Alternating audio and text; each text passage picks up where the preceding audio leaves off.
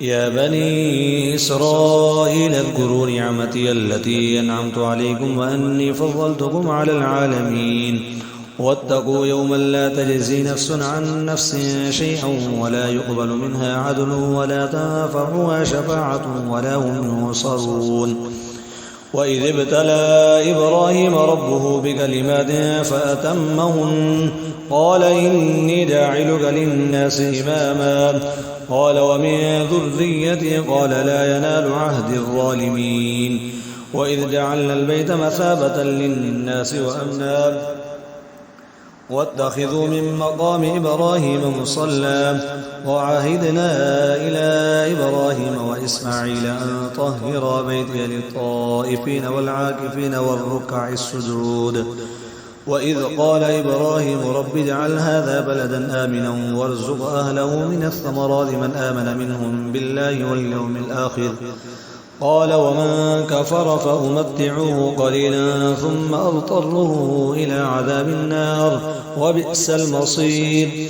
وإذ يرفع إبراهيم القواعد من البيت وإسماعيل ربنا تقبل منا إنك أنت السميع العليم ربنا واجعلنا مسلمين لك ومن ذريتنا أمة مسلمة لك وأرنا مناسكنا وتب علينا إنك أنت التواب الرحيم.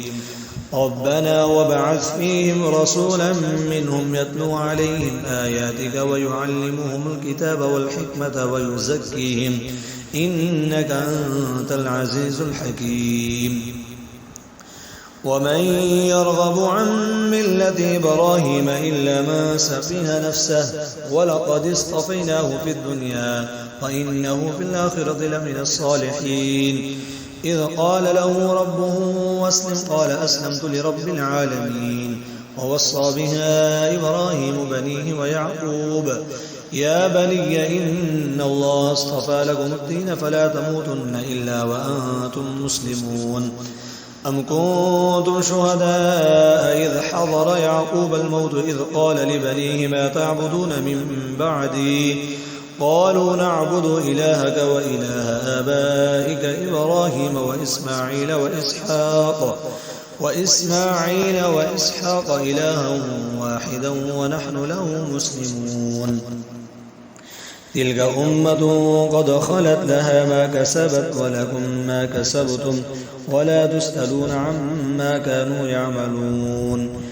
وقالوا كونوا هودا أو نصارى تهتدوا قل بل ملة إبراهيم حنيفا وما كان من المشركين.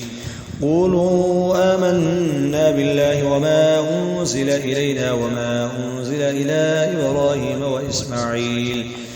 وإسماعيل وإسحاق ويعقوب والأسباط وما أوتي موسى وعيسى وما أوتي النبيون من ربهم لا نفرق بين أحد منهم ونحن له مسلمون.